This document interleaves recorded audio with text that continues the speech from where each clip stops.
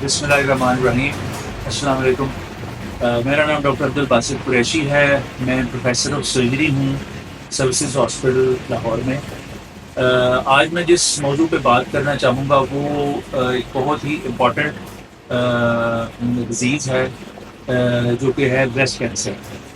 Breast cancer जो है वो उसके बारे में पूरी दुनिया में बहुत ज़्यादा कंपेन की जाती है, लेकिन अनफॉर्चुनेटली अभी भी मैं समझता हूँ कि जो जितनी अवेयरनेस होनी चाहिए ब्रेस्ट कैंसर के लिए, उसकी अलामात के लिए, उसके इलाज के लिए, उसकी आउटकम के लिए, मेरे ख्याल में हमारी पाकिस्तानी सोसाइटी में अभी तक उस लेवल की अवेयरनेस नहीं आई। क्योंकि हर रोज़ हर दिन हमारे पास इस तरह के पेशेंट्स रिपोर्ट होते हैं जो जिनको देख के हमें ये महसूस होता है कि अगर ये पेशेंट जो है वो हमारे पास अर्ली प्रेजेंट करते तो इनका इलाज भी बेहतर हो सकता था और इनका नतीजा भी, इनका ट्रीटमेंट आउटकम भी जो है वो डिफरेंट होता। लेकिन अनफॉर्चुनेटली ऐसा नहीं है। अ, इस हवाले से मैं दो तीन इम्पॉर्टेंट चीज़ें मैं करूँगा कि एक तो पहली बात ये है कि ब्रेस्ट कैंसर जो है वो अब हर एज में जो है वो रिपोर्ट हो रहा है, और यंग एज के जो कैंसर्स हैं वो बहुत ही यानी डेंजरस होते हैं और वो ज़्यादा एग्रेसिवली बिहेव करते हैं और बनिस्बत ओल्ड एज के।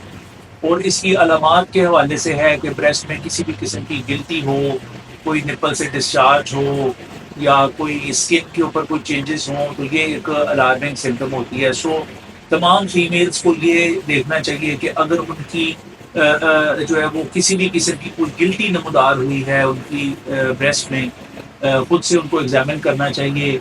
अपने जो ओल्ड एज हैं या जो माएँ हैं उनको अपनी बच्चियों को ये काउंसल करना चाहिए। और किसी भी किस्म की पेन, गिल्टी, कोई स्किन चेंज को जल्द से जल्द सर्जन से चेक कराना चाहिए, उसको रिपोर्ट करना चाहिए। और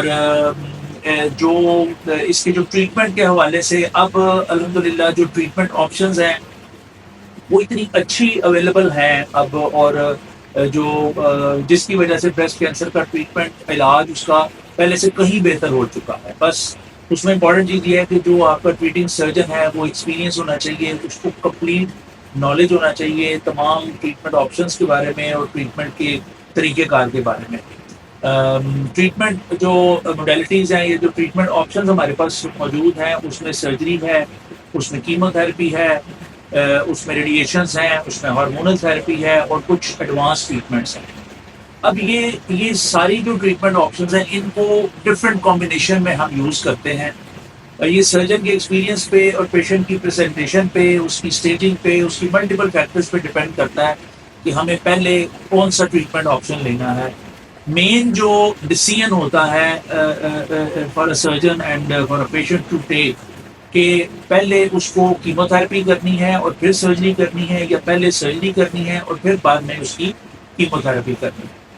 तो ये सारी चीज़ें जो है वो जो माहिर एक्सपर्ट सर्जन्स हैं जो कि रूटीनली ब्रेस्ट कैंसर्स को ट्रीट करते हैं, ब्रेस्ट कैंसर पेशेंट्स को ट्रीट करते हैं, जब आप उनसे कंसल्ट करते हैं वो आपको तमाम ट्रीटमेंट ऑप्शंस के प्लस माइनस पॉइंट्स, उनकी आउटकम्स के बारे में बताते हैं और फिर वो पेशेंट के लिए इतना यानी ईजी करते हैं डिसीजन करना, जिससे उनको अपनी बीमारी के बारे में डिसाइड करने में आसानी आ जाती है, आसानी मिलती है। सो ये एक इम्पॉर्टेंट चीज़ है। मैं मतलब चाहूँगा कि हमारी पब्लिक में जो जितने भी अवेयरनेस प्रोग्राम हमारे डॉक्टर्स के, मुख्तलिफ सोसाइटीज़ के, मुख्तलिफ चीज़ों पे चल रहे हैं, उन पे और ज़्यादा स्ट्रेस करने की और ज़्यादा जोर देने की ज़रूरत है। क्योंकि हमारी पॉपुलेशन में अनफॉर्चुनेटली थोड़ा सा जो है वो एजुकेशन का भी है एक ऐसा फ्लॉ कि जिसकी वजह से लोग उतना स्ट्रेस यानी इम्पोर्टेंटली इस चीज़ को कंसिडर नहीं करते। कुछ हमारी रूरल पॉपुलेशन में तो और भी हालात अच्छे नहीं हैं। तो ये सारी चीज़ें मिला के यानी हमारे यहाँ पे ब्रेस्ट कैंसर का रेशो अभी भी बाकी दुनिया की निस्बत जो है वो कहीं ज़्यादा है, और स्पेशली जो अर्ली डायग्नोसिस है वो भी थोड़ा यानी उस तरह नहीं है जितना कि बाकी ममालिक में हो जाता है और बेहतर ट्रीटमेंट हो जाता है। यहाँ पे हमारे पास जब पेशेंट प्रेजेंट करते हैं तो वो अक्सर स्टेज 3-4 तक होते हैं, जिनमें फिर हमारे पास लिमिटेड ट्रीटमेंट ऑप्शंस रह जाती है।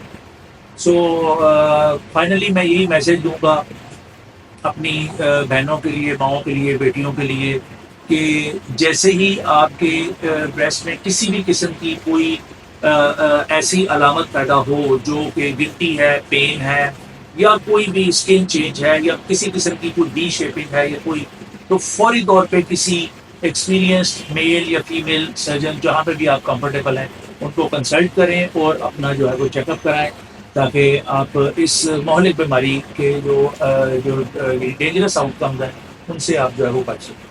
بہت شکریہ.